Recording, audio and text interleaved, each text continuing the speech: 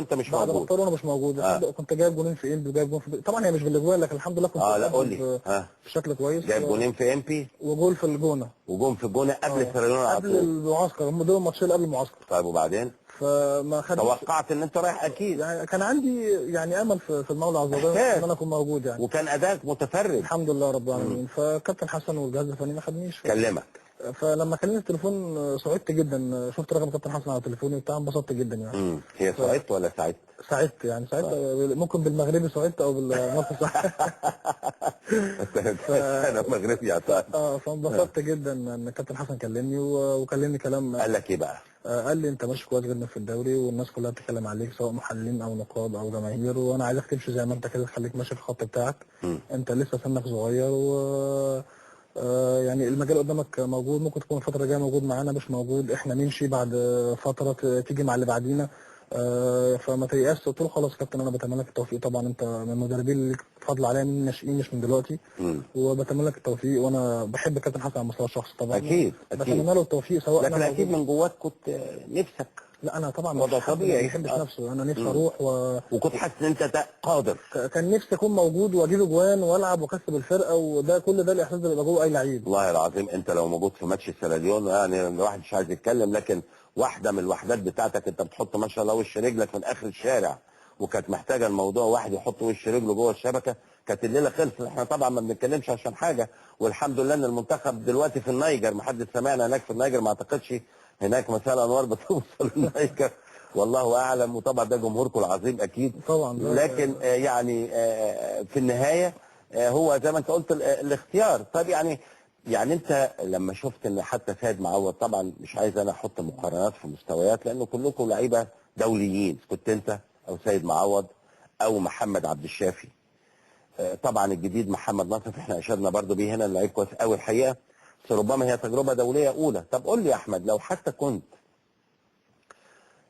يعني كانوا اختاروك ضمن ال 24 وما انتش عارف، لان هم اخدوا ال 24 وسافروا، وكنت رحت وخلاص وركبت الطياره معاهم ورحت، بصرف النظر عن عدم اشتراكك، كانت تريحك نفسيا؟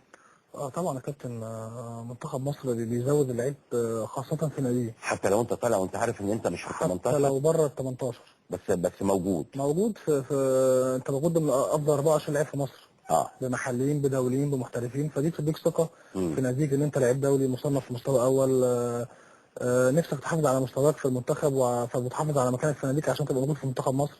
دي حاجه، فده طبعا كانت هتديني دفعه اكبر. لكن انا زي ما قلت لك انا الحمد لله سنه صغيره كابتن مدحت، وما عنديش يأس في الكوره، ولسه عندي امل ان انا اكون موجود في المنتخب الفتره الجايه ان شاء الله. طبعا ده اكيد.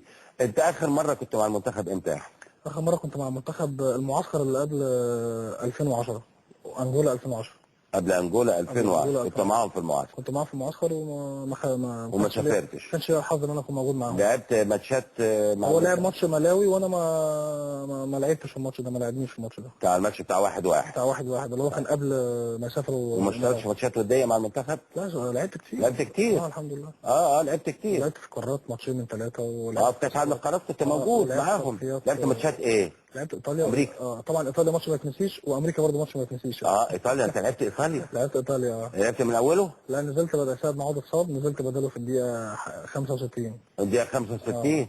والجون كان جه ولا لسه بتاع؟ الجون كان جه الشوط الاولاني بتاع الشوط الاولاني. صح ده الشوط الاولاني. بعد كده لعبت ماتش امريكا.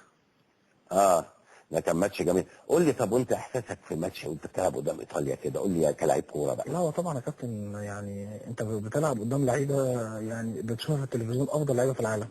سواء زمبروتا كانافارو. كان ناحيتك زمبروتا؟ كان بيلعب ناحيتي. بس انا كنت سايبه لاحمد عيد يعني. طبعا هو يقابله من قدام.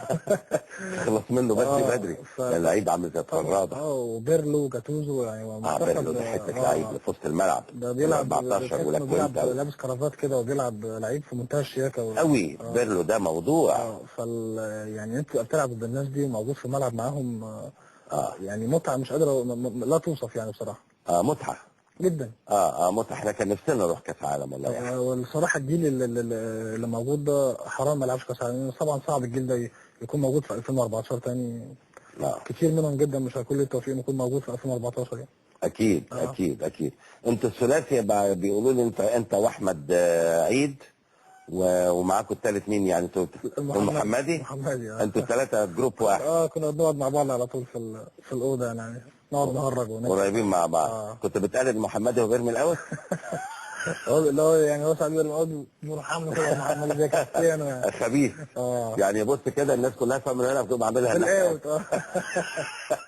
طبعا احمد عيد بقى مشكله زي ما حضرتك عارف.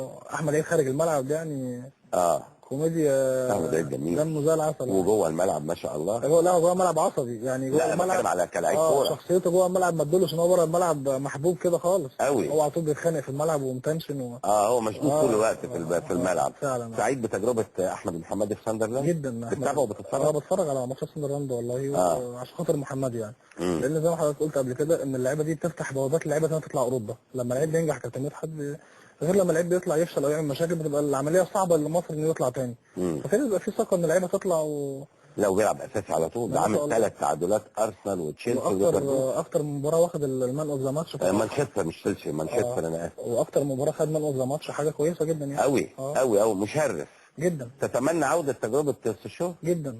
تتمنى انت؟ انا فاضل لي ان شاء الله في التجنيد سنه.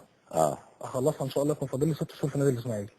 فان شاء الله في ال6 شهور دول انا اتمنى ان الاسماعيلي يستفاد مني ماديا بعرض احتراف كويس. لان النادي الاسماعيلي اداني مش انا بس ادى الزمالك كلهم. احنا لسه ما اديناش النادي الاسماعيلي حاجه. يمكن الجمهور مظلوم شويه ان احنا ما ادينالوش بطوله لغايه دلوقتي. صحيح. فنفسي الاسماعيلي يستفيد مني ماديا ويعني ما امشيش فري كده وبتاع. يبقى انا جبت الاسماعيلي خدت فلوس واسم وشهره طب وكيل اعمالك بيكلمك في حاجه؟ انا ماليش وكيل لاعبين. مالكش وكيل لاعبين؟ انت كده هتلاقي 10 يكلموك النهارده.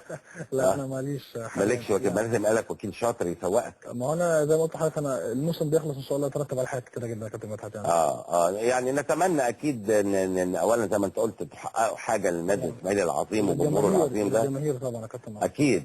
واكيد اتمنى يعني اتصور انت ستايلك يمشي جدا جدا في اوروبا وانت خدت التجربه مع سوشو وممكن جدا تبقى في نادي كمان افضل ان شاء الله. من كده ليه لا؟ يعني ليه ما يبقى يعني ليه تفكيرنا يبقى محلي روح اهلي ولا زمالك وبتاع؟ طب ليه لا ما يبقاش في حاجه اكبر واقوى وتنمي نفسك ويبقى لك وضع مختلف؟ لا والله انا الحمد لله كابتن. انا قلت لحضرتك انا عندي طموح. انا الحمد لله نادي الاسماعيلي واحد من اكبر 3 انديه في مصر. فانا طموحي جوه مصر الحمد لله رضيته.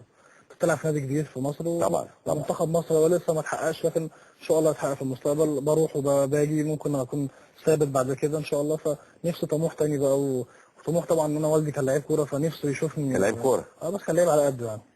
كان لعيب اي كلام كده. انت مش شايفك دلوقتي؟ كان والدي من الشخصيات المؤثره جدا. كابتن فريق البلاستيك في عصره الذهبي. في البلاستيك ايام الكابتن صلاح زكي والمجموعه دي. بالظبط. كابتن صلاح زكي وحمامه والشربيني وكابتن سامر عبده والناس اللي هي الجيل القديم ده.